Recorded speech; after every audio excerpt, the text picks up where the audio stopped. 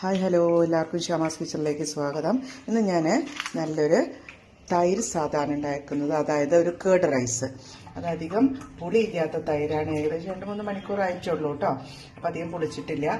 പിന്നെ മിൽമയുടെ കുറച്ച് കട്ട തൈരാണ് എടുത്തിരിക്കുന്നത്. പിന്നെ അതിലേക്കായിട്ട് ഒരു പച്ചമുളക്, ചെറിയൊരു കഷ്ണം ഇഞ്ചി, 2-3 മണി കുരുമുളകാണ്. അതൊന്ന് ജസ്റ്റ് ചതച്ചെടുത്തിട്ടുള്ളൂ. പിന്നെ അണ്ടിപ്പരിപ്പാണ്, പിന്നെ പരിപ്പ്, ഉഴുന്ന്, പിന്നെ കറിവേപ്പില, മുളകുമാണ് ഉപയോഗിക്കുന്നത്.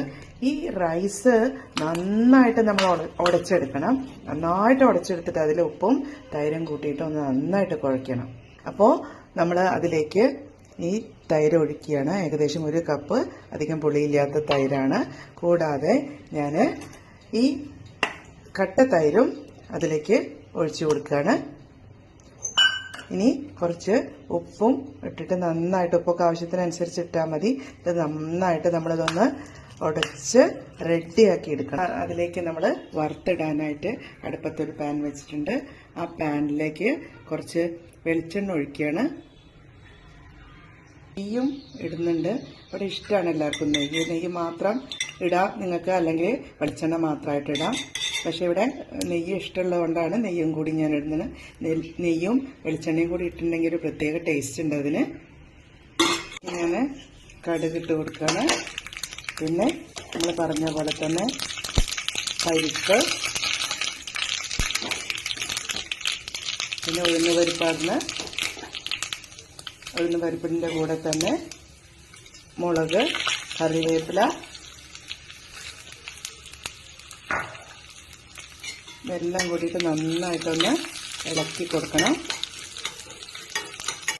കടുക്, പരിപ്പ്, അതേപോലെ ഉഴുന്ന് പരിപ്പ് നന്നായിട്ട് പൊട്ടി വന്നിട്ടുണ്ട്.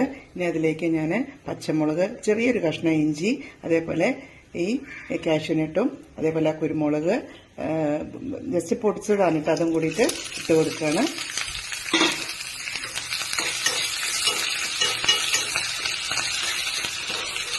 നമുക്കറിയാം ഈ തൈര് സാദം ഈ യാത്രയ്ക്കൊക്കെ കൊണ്ടുപോകാൻ വളരെ നല്ലതാണ്. ഈ തൈര് അതിനാണ് കൂടുതലായിട്ട് ഒഴിക്കുന്നത്. അധികം എത്ര സമയം ഇരുന്നാലും അതധികം കേട് വരില്ല. അതുകൊണ്ടാണ്.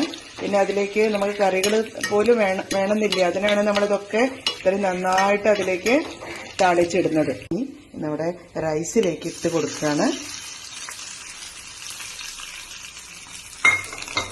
കണ്ടില്ലേ, നമ്മുടെ കേർഡ് റൈസ് റെഡി ആയിട്ടുണ്ട്. എല്ലാവരും ഒന്ന് ട്രൈ ചെയ്ത് നോക്കണേ.